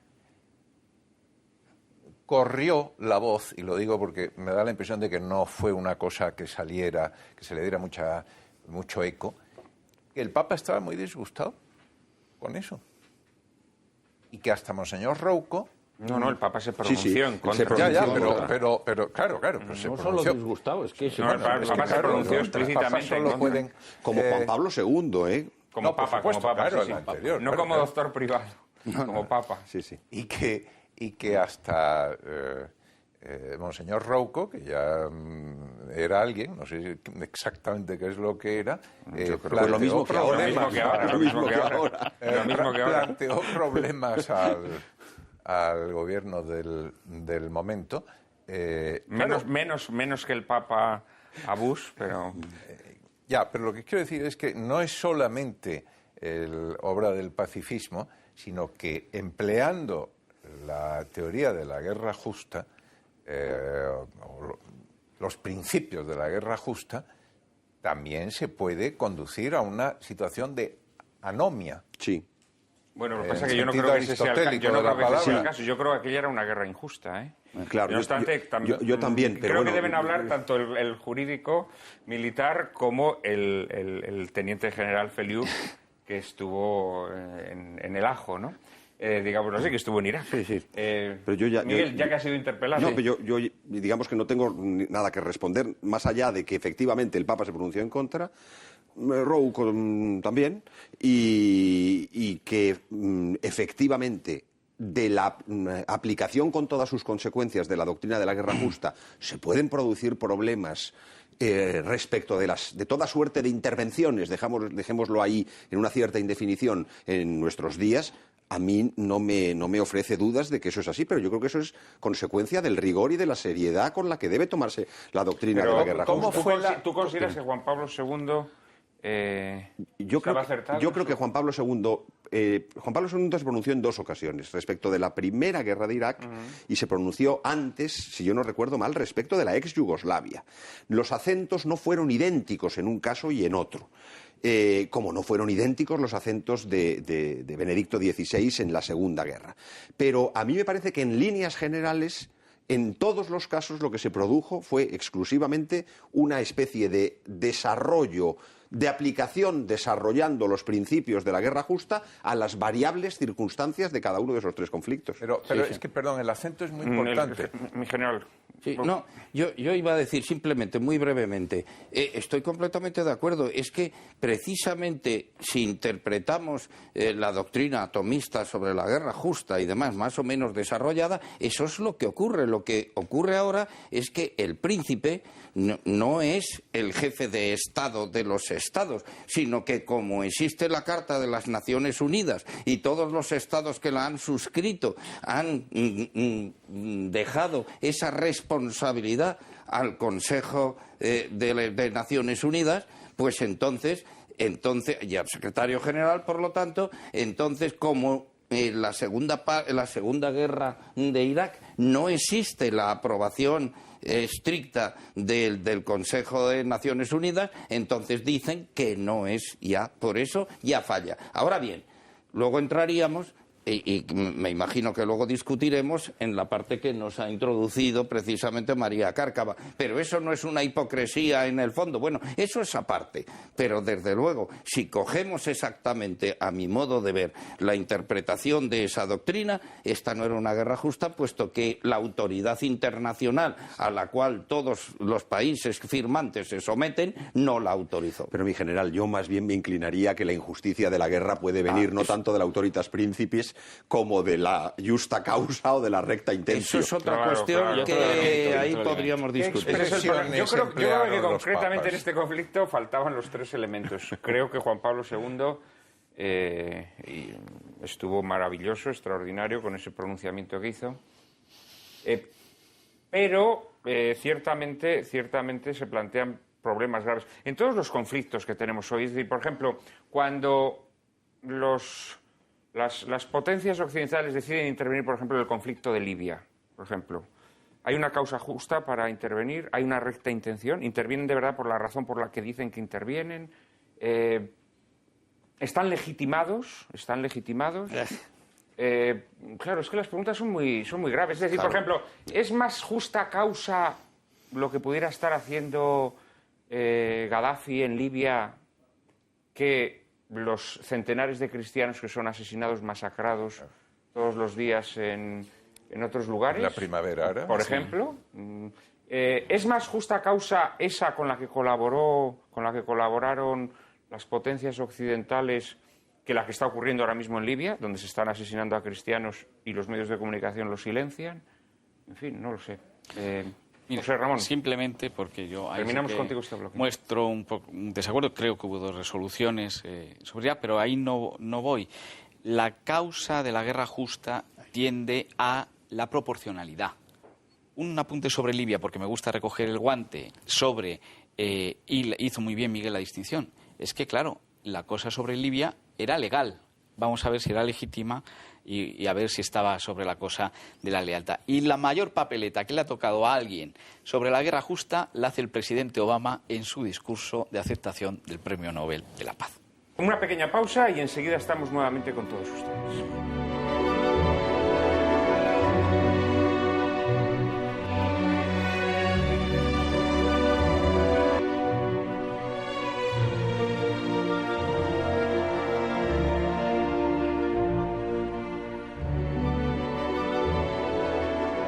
Muy buenas tardes, nuevamente. Ya estamos en el último tramo de Lágrimas en la lluvia, en este domingo en el que estamos tratando de debatir sobre la paz y la guerra, nada más y nada menos. Antes del último intermedio estábamos hablando de las condiciones de la guerra justa, ¿no? Y concretamente hablábamos pues, de algunos de los últimos conflictos, si reunían esos requisitos. El general Feliu quería intervenir sobre este asunto. Yo quería hacer una pequeña aclaración. Cuando he dicho que interpretaba que quizás los papas, o el Papa en este caso, había dicho que era una guerra, que no era una guerra justa, y decíamos, ¿pero por qué? Yo decía, bueno, porque la primera de las condiciones, no todas, la primera de las condiciones ya fallaba, porque no había una autoridad legítimamente aceptada y unánimemente aceptada por los estados firmantes que validara esa actuación. Pero es que, claro, hay muchas otras condiciones que se han ido añadiendo con el resto de los tiempos y que han ido ampliando, aclarando quizá la doctrina tomista o del Padre Victoria, que, por ejemplo, eso ya hemos dicho, que haya proporcionalidad. Bueno, yo no me atrevería a decir que en Irak no hubo proporcionalidad. Yo no me atrevería a decirlo. Desde un punto de vista militar habría mucho que hablar sobre si hubo proporcionalidad o no. El ejército que tenía Saddam Hussein con su Guardia Revolucionaria y con su Guardia Revolucionaria Especial, no digamos que era como una bagatela. De modo que no lo sé. Yo ahora tampoco vamos a hacer este juicio. Después, que no haya otro medio. Bueno, quizá ahí pudo haber otro medio, quizá la diplomacia podía haber sido... No lo sé, yo no lo sé, no me atrevo a juzgarlo, estoy simplemente enumerando. Después, que tenga por finalidad, por objetivo, una paz, y una paz justa, o por lo menos, como dicen muchos moralistas, una paz más justa que la anterior. Eso aquí pues fue difícil, no sé yo si tenía por objetivo una paz más justa que la anterior. Quizás sí, lo que pasa es que no supieron definirlo y desde luego no salió. Que sea factible, estoy enumerando una serie de principios, pero que sea factible, es decir, que se pueda hacer, porque todo sería muy bonito, pero si no hay condiciones para ello, no sé, un paréntesis así muy rápido, si ahora pensamos en Irán, pensemos si eso es factible o no. Bien, y luego otra cosa, que no se produzca un mal mayor que el que se está haciendo. Esto es lo que yo decía que son las condiciones. Para mí deben cumplirse todas y cada una para que la guerra sea justa. Ahora, el analizarlas exactamente, no lo sé. Yo no voy a decir ahora si el Papa hizo bien diciendo que era justa o no, porque no tengo los elementos de juicio que él tenía en aquel momento para decirlos. Simplemente esto era lo que... Hombre, yo creo que lo que la convierte también en una guerra injusta, o sea, para que no fuese una guerra de agresión, se alegó que era una guerra también para defendernos de unas armas de destrucción masiva que luego se demostró que no existían. Eso ya la convierte radicalmente en una guerra injusta. Más Claro. que demostrarse que no existían, perdón, Bueno, no se demostró que existían. Yo estoy de acuerdo Bien. con el Marqués, que Bueno, no es lo mismo. Bien, hombre, Es pero decir, a lo mejor todavía están pudriéndose en algún hangar o sótano de Irak, pero la realidad es que esas armas no fueron usadas, y nada más lógico es que si hubiesen sido usadas, y desde ese momento yo creo que se convierte en una guerra de agresión, porque la causa que justificaba el ataque, que era la defensa ante un armamento que podía causar graves daños, ese armamento se reveló inexistente. Una cuña. No... Claro, aquí habría también que hablar del tema de cómo los servicios secretos están emparanoiando las actuaciones militares, ¿no? Porque, claro, Estados Unidos interviene al mando de esa alianza que se forma porque sus servicios secretos le han asegurado que esas armas existen, ¿no? Pero es que también, y muy rápidamente... Pero no nos centremos tanto en la guerra de Irak. Pero claro, efectivamente, pero Saddam Hussein estaba utilizando el temor a la utilización de esas armas, existieran o no existieran, como una amenaza al mundo. Y entonces había, de alguna forma, que demostrar que o existían y las capturaban o que no existían. Y la segunda parte se cumplió. Aunque siempre quedó la duda de si podían haberse fabricado, porque tenían los elementos para fabricarlas rápidamente, concretamente las químicas. Y de hecho no olvidemos el negro aquel que era secretario de Estado de Bush en la ONU. Mostraba imágenes, fotografías tomadas aéreas de arsenales que no existían. Y el que dice que existen debe probarlo, Claro, efectivamente. Pero la duda, yo creo que sí. Sin embargo, ¿y en Irán qué pruebas hay? Pues que a lo mejor estamos en una situación semejante. Es que a lo mejor cuando se pruebe ya es tarde. ¿Israel ha demostrado que las tiene? ¿No?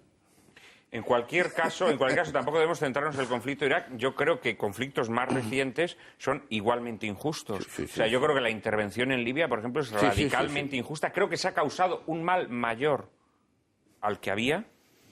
Además, creo que se ha desatado la caja de los truenos y, en general, todo el apoyo intelectual, logístico y, finalmente, militar que se ha hecho a la primavera árabe me parece una iniquidad manifiesta, lo que ha hecho Occidente en estos momentos, porque lo que ha hecho es abrir la caja de los truenos y convertir aquellos países en donde las poblaciones estaban sojuzgadas por tiranos, pero poblaciones que son altamente inflamables por los principios religiosos que profesan, esas poblaciones ahora están desatadas, y veremos lo que ocurre en los próximos años. Desde luego, las poblaciones cristianas asentadas en esos territorios ya lo están padeciendo. Están mucho peor que antes. Muchísimo peor, claro. Terminamos contigo sobre la guerra justa y pasamos a la injerencia humanitaria. Nada, una cosita entonces nada más, por cerrar la cosa. Yo antes insistía, y me parece muy importante, que la doctrina de la guerra justa ha sido liquidada por la ideologización pacifista que no puede pensar en la legítima defensa como algo lícito, como un principio de derecho natural. Y esto tiene un corolario en relación con los juicios que suceden a las guerras. Porque normalmente los juicios que suceden a las guerras deben fundarse precisamente en el enjuiciamiento de lo bélico, es decir, digamos, son los tribunales militares los que son adecuados para eso. En realidad, lo que ha ocurrido en los últimos conflictos, cuando digo los últimos conflictos no estoy refiriéndome a estos últimos, me estoy refiriendo al desenlace de la Segunda Guerra Mundial, que es de donde viene todo. Es la sustitución, digamos, del enjuiciamiento de los vencidos como vencidos en un conflicto bélico, como si hubiesen sido criminales. Es decir, la criminalización del vencido. Lo cual, al margen de lo ocurrido en la Alemania nazi, porque no es mi final, lo que yo quiero decir ahora no tiene nada que ver con eso, tiene que ver con un problema conceptual, que es la sustitución del enjuiciamiento de la guerra por los términos de la guerra por la criminalización del vencido. Sí, no, y además eso es muy importante. Sí quisiera hacer, sobre todo ante el general Feliu, la aclaración, ¿no?, de que el que yo considere que la guerra de Irak era injusta, naturalmente, no significa en modo alguno que no juzgue absolutamente indecorosa la posición que adoptó el gobierno español retirando las tropas de Irak, ¿no?, que son cuestiones distintas. Eso es otra cuestión completamente distinta. Que creo que debe quedar claro también, ¿no? Y yo creo que debemos pasar a hablar un poco del llamado derecho de injerencia humanitaria. Y creo que José Ras sería la persona adecuada para lanzar las primeras ideas. Pues aquí... Porque además has estado en zonas muy conflictivas. Estuviste destinado en Sarajevo. Efectivamente, y además me tocó viajar mucho a Kosovo y participé mucho de lo que fue la situación en Serbia. El derecho de injerencia humanitaria, que intenta ser un corpus que complemente a la Carta de Naciones Unidas, porque se está quedando en cierta manera cojo en el mismo sentido profundo que apunta Miguel, porque hay una erosión de la soberanía entendida en el sentido clásico. El derecho de injerencia humanitaria se desata con la guerra de Kosovo. Y entonces lo que se ve es que hay ciertas situaciones en las que se han fallado. La guerra de Yugoslavia anteriormente y Ruanda y Uganda. Y que eso conmueve a toda la comunidad internacional, que es el garante o el que conserva toda soberanía para intervenir. Y pese a todas las discusiones, porque la intervención de Kosovo que hace la OTAN no cuenta con el paraguas de Naciones Unidas, ahí aparece un nuevo paradigma del derecho internacional público que se denomina injerencia humanitaria, que son dos términos que son profundamente equívocos. Primero el de injerencia, que niega la soberanía, y el de humanitaria, que socava lo que es el derecho humanitario. Eso se acaba de corregir y hay un neologismo en el derecho internacional público que se llama la responsabilidad para proteger, que obedece mucho más a esos parámetros pacifistas de los que estamos hablando. Existe, por lo tanto, ya el Estado soberano ya no lo puede ser para nada, porque hay una responsabilidad de la comunidad internacional, que es lo que se ha utilizado y está vaciando de contenido tanto los derechos humanos como las propias intervenciones, como apuntabas en el caso de la situación más cercana que tenemos, que es la de Siria. Otro de los matices en los que avanza esta injerencia humanitaria es lo que se denominó la guerra preventiva, que vuelve a darle una vuelta de tuerca a lo que es la legitimidad, pero en un momento pésimo. Porque si estamos en un paradigma pacifista, ¿cómo justificas una guerra preventiva que te va a traer? Una racionalidad, te va a evitar males mayores. ¿Cómo no lo vas a poder ver en un momento dado como un caso de expansionismo? Por lo tanto, esos son los dos nuevos parámetros en los que está el derecho internacional público y que están haciendo que todavía apuntale más, porque son dos conceptos jurídicos del pacifismo y no de lo que hablaba antes Miguel. Tamarón, sobre la injerencia humanitaria. Sí, eso a mí me interesa mucho esto que has dicho, porque creo que ese es el futuro. La guerra justa claro.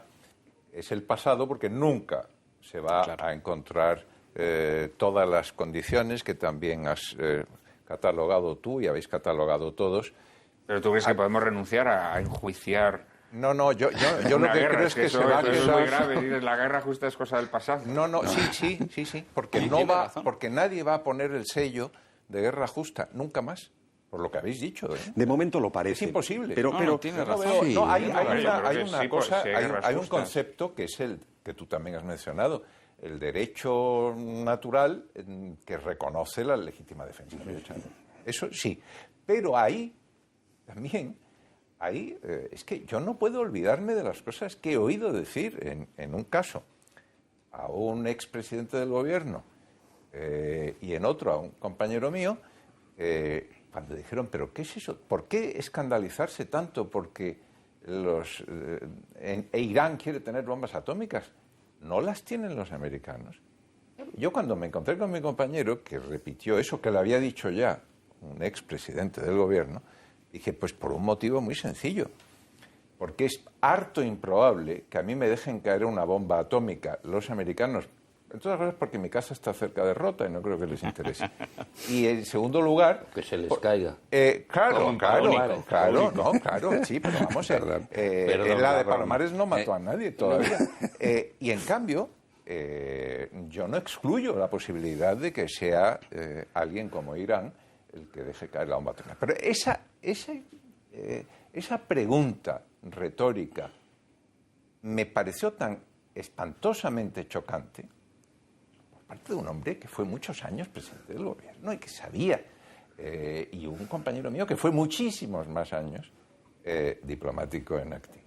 Entonces, por eso yo ya no creo que se vaya a poder emplear ni siquiera el concepto de legítima defensa hasta que no sea demasiado tarde. Cuando ya sea demasiado tarde se aplicará. Y entonces habrá que decirle lo que le dijo Churchill a Chamberlain, dijeron ustedes que volvían de Múnich con paz, con honor. Pues habéis perdido el honor y la paz la vais a perder también.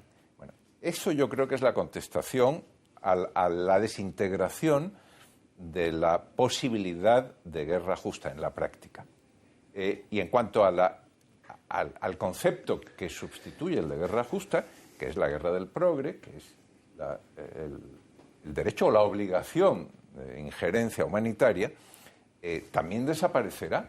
Pues claro, salvo que las injerencias humanitarias tan solo se hagan a base de los drones estos, los aviones no tripulados, con lo cual no hay demasiado riesgo para el país que se ingiere en la guerra, y luego la ayuda llegue también por una vía con paracaídas, salvo esas posibilidades que son cómicas, porque no existen en la realidad, también el concepto del deber de injerencia humanitaria terminará esfumándose, estoy convencido. Miguel y el general Feliu. Bueno, ha introducido muy bien José Ramón el tema, pero yo quisiera ir más atrás por un motivo, porque él ha partido del paradigma que está surgiendo, pero para comprender el paradigma que está surgiendo hay que contrastarlo con el paradigma precedente, respecto del que es heterodoxo. Es decir, el punto de partida del derecho internacional sigue siendo la Carta de las Naciones Unidas, cuyo artículo 2.4 dice que el principio fundamental es la unidad e independencia de los Estados y, a continuación, que no hay un derecho a ingerir en los asuntos internos. Este es el punto de partida. Esto vino reforzado por la famosa resolución 2625 del año 70. Es decir, que aquí hay un corpus permanente desde la Segunda Guerra Mundial hasta precisamente los años 90, en la que esto no era cuestionable, esto no era lícito, nadie puede intervenir en los otros asuntos. Esta es la base del derecho internacional moderno y esto es lo que, en cambio, el pensamiento católico nunca aceptó, para empezar. Esto puede parecernos sorprendente, pero el pensamiento católico siempre criticó el principio de no intervención, hasta el punto de que Pío IX, en la proposición 62ª del Sílabus, condena el principio de no intervención como principio pernicioso para la sociedad y destructor del derecho público y de gentes. Bueno, ahora bien, el problema es que Pío IX, al condenar el principio de no intervención, estaba prefigurando la injerencia humanitaria por encima de lo que ha sido todo el derecho internacional público westfaliano y post-Segunda Guerra Mundial inclusive. Bueno, yo creo que no, creo que hay grandes diferencias entre lo que condenaba Pío IX, que lo que estaba diciendo es que en realidad la no intervención era el liberalismo a nivel internacional, es decir, el desentenderse de los deberes de solidaridad o de obligación respecto del hermano. Y otra cosa distinta es el deber o el principio de injerencia humanitaria, que en algunas ocasiones Betati lo ha planteado incluso como deber, es decir, ha querido llevar más allá la cuestión, y donde los problemas son fundamentalmente, a mi juicio, 5. El primero es el de la motivación, porque se ven siempre motivaciones espurias, o en las injerencias que hemos visto siempre hemos encontrado motivaciones espurias. En segundo lugar está el problema del fundamento. Claro, el fundamento, basados en los derechos humanos, en esa interpretación de las cartas internacionales que son deletéreas. En tercer lugar está el problema de la autoridad. Porque, claro, la autoridad de las Naciones Unidas está permanentemente desacreditada, y cada vez más. En cuarto lugar está el problema de la inadaptación del derecho internacional. José Ramón muy bien nos explicaba instrumentos que están intentando cubrir, verdaderamente taponar grietas que se están produciendo en el viejo edificio. Y en quinto lugar, la inadaptación de los propios derechos internos. No olvidemos que nosotros estamos mandando tropas a misiones de mantenimiento de la paz y de injerencia humanitaria con un artículo 8 de la Constitución que dudosamente permite a las Fuerzas Armadas intervenir en esa serie de misiones. Porque no está implicada ni la integridad ni la independencia, es decir, hay una serie de problemas que plantea la injerencia humanitaria, muy serios, algunos de corte problemático-filosófico, otros de corte técnico-jurídico, pero que no están resueltos. General Filiu. Sí. Bueno, yo quería, abundando sobre lo que ha introducido, repito yo también muy bien, Juanra, una de las objeciones que se le ponen a la injerencia humanitaria es la erosión de la soberanía. Pero claro, hay unos casos bastantes en los que esa erosión de la soberanía no existe, porque no hay tal soberanía, sino solamente nominal. Es el caso, por ejemplo, de los estados inviables o los estados fallidos. Es decir, aquellos estados que no ejercen control sobre su propio estado. Entonces, no existe tal erosión de soberanía. Se debe incluso ir allí a restablecer el orden, porque aquello además... Quizás sería ese el caso que Pío IX proponía en el Claro, Sílabus, dice, ¿no? pero hombre, hay que poner orden allí, y ese orden, si no lo pone el propio Estado de la propia nación, pues alguien tiene que ir, y el quedarnos con las manos cruzadas podría ser hasta una falta tremenda en este sentido. Por otra parte, además, estos estados inviables o fallidos también pueden convertirse o todos ellos o parte de ese estado inviable en lo que los anglosajones llaman los rogue states, es decir, los estados bribones, los estados canallas, es decir, son estados que están causando un peligro en la paz y estabilidad del mundo en general. Primero, a lo mejor, a su región y a sus países limítrofes. ¿Cómo no se va a intervenir si están amenazando a esos países, o incluso si están ya erosionando la soberanía de esos países, por ejemplo, armando a grupos disidentes del país, armando o activándolos o animándolos o incluso impulsándolos? Entonces, en este caso, también habría que intervenir. Y en cuanto a... No me quiero meter ahora a discutir, porque estaríamos mucho tiempo sobre si el artículo 8º de la Constitución permite o no. has dicho muy bien, dudosamente, pero lo que sí está claro es que en muchos de estos casos esas injerencias en esos países se hacen para evitar que se extienda esa inestabilidad y que incluso esa seguridad de nuestro país o de nuestra coalición se vea amenazada por ello, de modo que podría estar justificado. Pero la Constitución no solo es el artículo 8, está el capítulo 3, el título 3, que es la inserción internacional, Sí, los y tratados que permite internacionales, que sí. y la OTAN Pero permitirá que mandemos tropas. También, ¿no? Eso ya es otra parte. Pero todo eso, mi general, Sí. con la protesta de que no somos colonialistas, de que el colonialismo es uno de los males Pero el absolutos pacifismo de la existe historia, también. Eso y por supuesto de la paz, y en virtud de eso, entonces se hacen injerencias de toda suerte. Esa es otra cuestión. Y por último, ya introduzco también para debate lo de, se ha dicho aquí, proteger, responsabilidad de proteger. Pero cuidado, porque Juan Manuel de Prada ya lo ha dicho, Libia empezó así, porque resulta que había un mandato de Naciones Unidas de proteger a la población civil, y hay que ver cómo se protegió a la población civil, atacando a la población civil del otro bando y matando gente. Eso es proteger y destruir. En fin, hay que tener cuidado con esa idea de la protección de la población civil, porque hay que interpretarla a mi modo de ver. Sí, aquí la protección habría que decir... No me protejan. Madrecita, Que me quede líbrame como de esto. mis protectores, que de mis agresores ya me libro yo, ¿no? No, verdaderamente, Miguel en esos 5 reparos que ha hecho ha estado muy bien, ¿no? Claro, las motivaciones. Por ejemplo, las motivaciones siempre son confusas. Claro. Porque, claro, uno ve situaciones de depauperación semejantes, casi simétricas, podríamos decir, en países diversos, y de repente se ve que la comunidad internacional se ingiere en uno y en otro no. Yeah. Y uno pregunta, ¿por qué? Y claro, al final se le da la razón a aquellos que dicen que eso por el petróleo o por las concesiones, no sé qué, porque claro, dices, ¿por qué en uno sí y en otro no? Luego está el problema de la razón que se esgrime, ¿no? Restablecer los derechos humanos, ¿no? Entonces, vamos a restablecer los derechos humanos porque aquí a la población la están matando de hambre. Entonces, se interviene, ¿no? Y luego a la población lo que se hace es, se les hace otras perrerías peores, ¿no? Se les somete a un régimen de explotación económica, porque se imponen ahí unas empresas que actúan sin ningún tipo de límites, o se les inyecta en vena toda la propaganda de los llamados derechos de salud reproductiva, etcétera, etcétera. Entonces, bueno, uno dice, bueno, no sé, todo es muy confuso, ¿no? Me había pedido la palabra el marqués de Tamano, tenemos que ir terminando ya. Muy brevemente, es una simple pregunta. Entonces, ¿cómo pensáis? ¿Dirigida a quién? A todos. Sí, yo también. Respondemos a modestamente, como dicen los ingleses, un gato puede mirar a un rey. Adelante. Entonces. Qué malvado eres, qué malvado eres. Hombre, Sí. es más alta tu silla que la nuestra. Sí.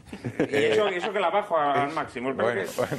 Soy muy alto. Lo que pasa es que es dura. La vuestra se hunde. Bueno. La vuestra... Adelante, Bueno, adelante. no, vamos a ver. Entonces nosotros... En aplicación práctica de todo lo que hemos dicho todos, cada uno ha dicho cosas a mi entender interesantes. ¿Qué ocurre? ¿Es guerra justa o es injerencia humanitaria o es oportunismo o es egoísmo económico?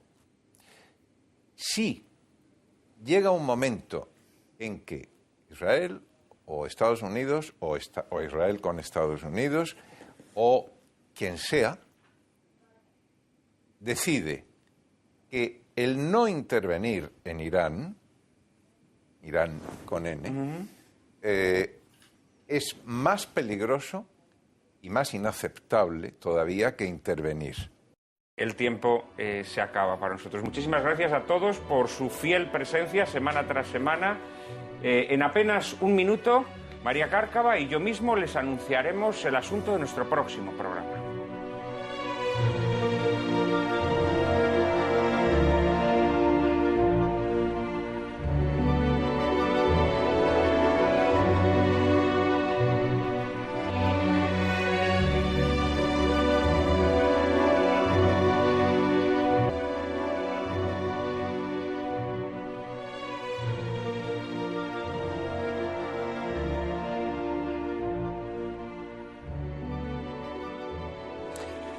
Bueno, y la semana próxima dedicaremos nuestro programa a analizar el pensamiento subyacente y las estrategias de la llamada cultura de la muerte, expresión acuñada por Juan Pablo II para referirse al conjunto de prácticas destructivas de la vida humana, tales como el aborto, la experimentación con embriones, la eugenesia o la eutanasia.